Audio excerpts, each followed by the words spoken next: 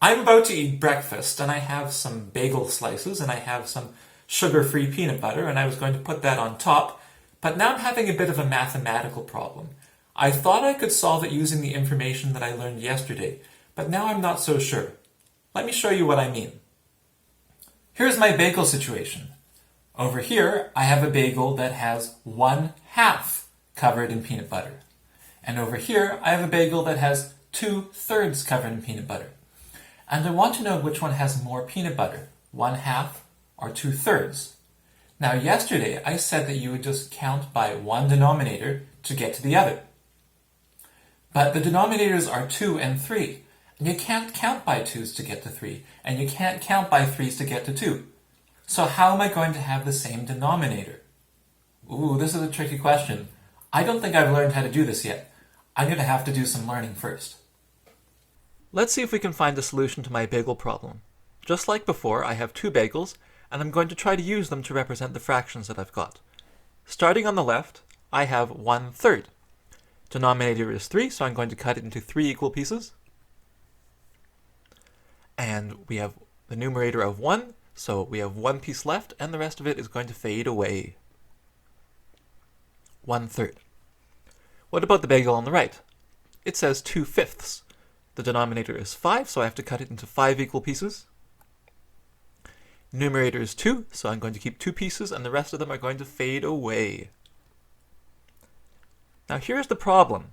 There's no way that I can count by 3's to get to 5. It's not going to happen. So what can I do? Well, what if I counted by 3's and got somewhere past 5, and then counted by 5's and got somewhere past 5, and hopefully, eventually, we'll end up at the same number. Then we can try and get the denominator to be the same. That's called a lowest common denominator. Let's give it a go. First, let's count by 3's. 3, 6, 9, 12, 15, 18. We'll just stop there for a minute. Now let's count by 5's.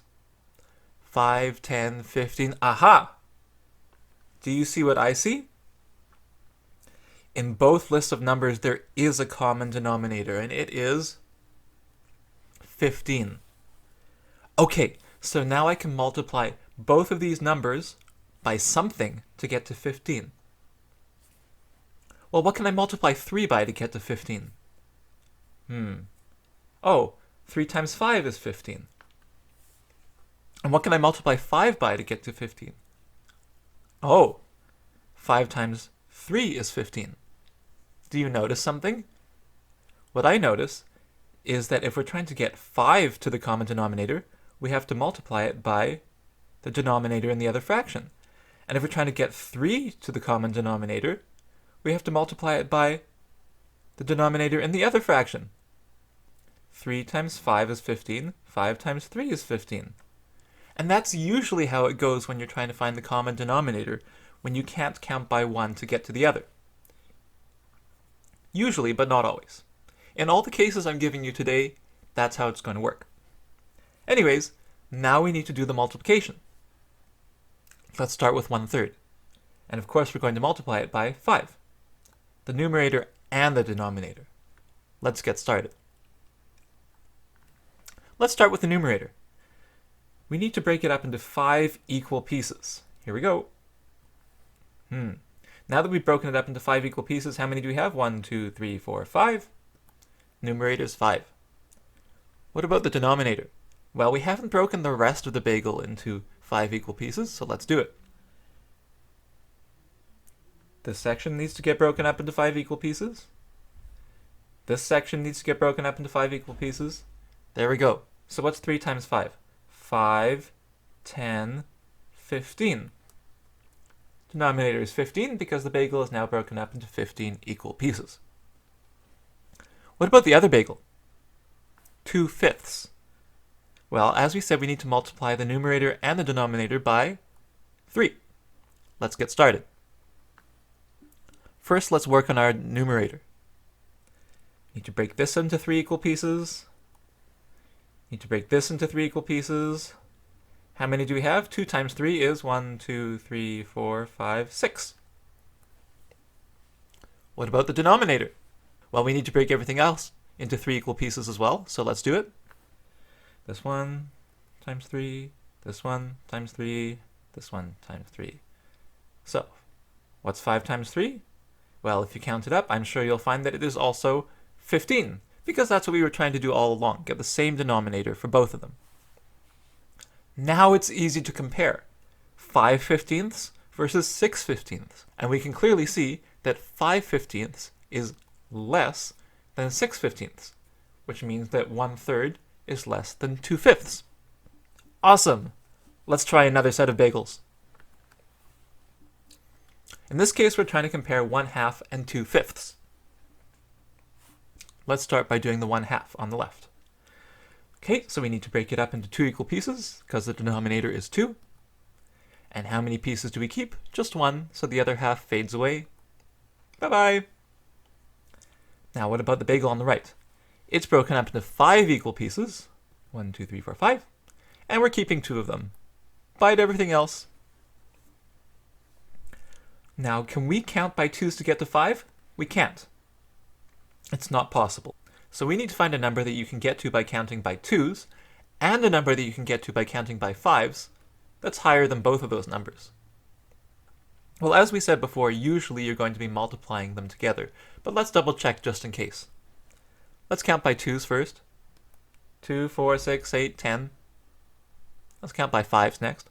5, 10. Ah! Do you see it? I see it. 10.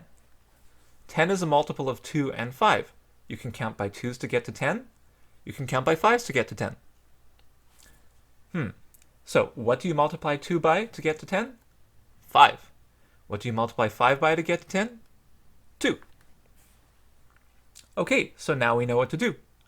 And I just want to point out again, in order to get to 10, you multiplied 2 by 5. And in order to get to 10, you multiplied 5 by 2. Now let's complete our multiplication so we can compare our fractions. Starting on the left, we need to multiply the numerator and the denominator by 5. Let's get started. First, the numerator. We're going to break that into 5 equal pieces. There we go, 1, 2, 3, 4, 5. And so the numerator is going to be 5. But this is not an equally divided bagel. And remember, when we're dealing with fractions, it needs to have equal parts. So let's multiply the denominator by 5 as well. Okay, and how many pieces do we have in this bagel? 1, 2, 3, 4, 5, 6, 7, 8, 9, 10. Denominator of 10. Great. Now we need to do the same with the other fraction. And we're multiplying the numerator and the denominator by 2, which is what we already said. Let's get going. And let's start with the numerator. We need to break this one into 2 equal pieces. And we need to break this one into 2 equal pieces. How many pieces? 1, 2, 3, 4.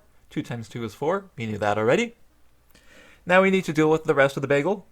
Keep cutting it into 2 equal pieces. Over here, over here, over here. Okay, how many pieces do we have altogether? If you count, I think you'll find that there are 10, which makes sense because 5 times 2 is 10. Now we have the same denominator for both. And we're comparing 5/10 versus 4/10. And 5/10 is obviously greater than 4/10, which means that 1/2 is greater than 2/5. And that's as easy as it is. You just need to do a bit more multiplying. Ready to try it on your own with no pictures? I think you can do it. It'll be tricky, but I have faith in you. Let's give it a go.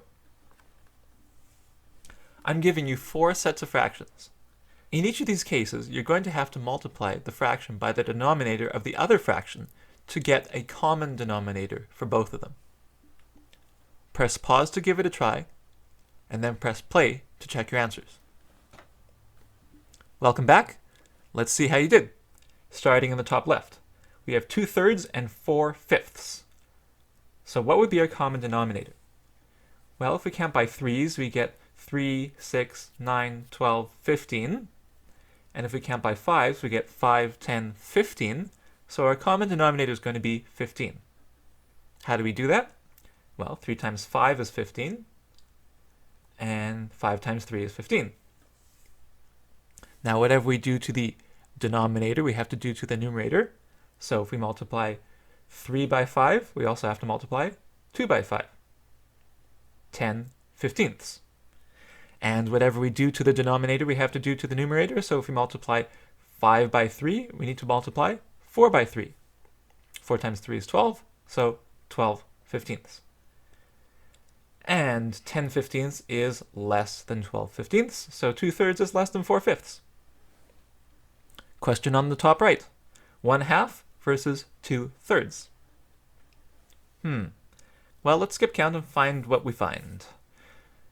2, 4, 6. Okay, that's counting by 2s. What about counting by 3s? 3, 6. Okay, so the common denominator is going to be 6. How do we get to 6? Well, 2 times 3 is 6. 3 times 2 is 6. Now we just need to do the same to the numerators. Okay, so if we multiply the denominator in 1/2 by 3, we have to multiply the numerator in 1/2 by 3. 1 times 3 is 3. And the same over here. We need to multiply this by 2 because we multiplied this by 2. 2 times 2 is 4. 3/6 versus 4/6. Well, 3/6 is less than 4/6, so 1/2 is less than 2/3. We're halfway there. Let's move to the bottom left. 5/6 versus 3/5. What's our common denominator here? Let's count by 6s first. 6, 12, 18, 24, 30. Okay, now let's count by 5s. 5, 10, 15, 20, 25, 30. Our common denominator is going to be 30. And how do we get there? Well, 6 times 5 is 30. 5 times 6 is 30. Now we need to multiply the numerators.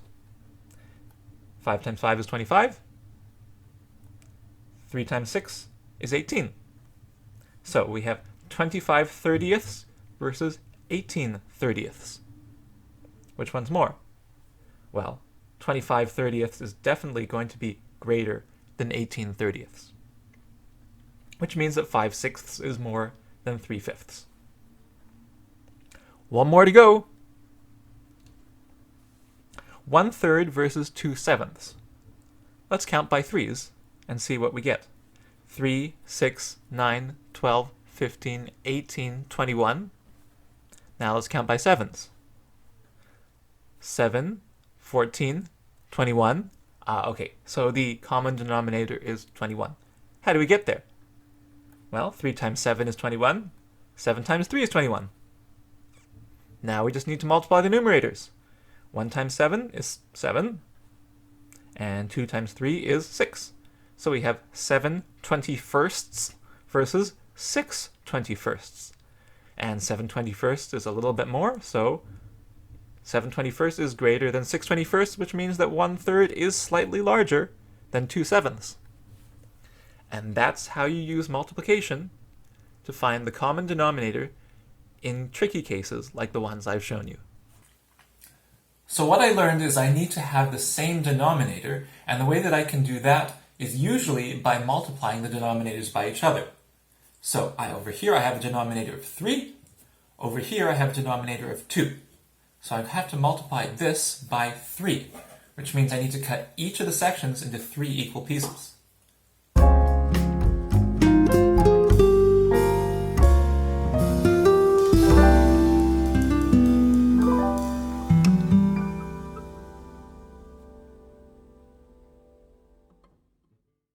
There's one bagel.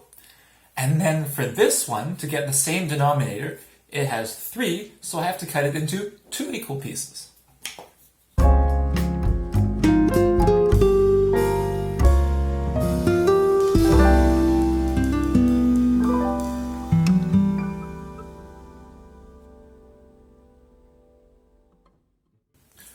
There! Now each bagel has a denominator of 6.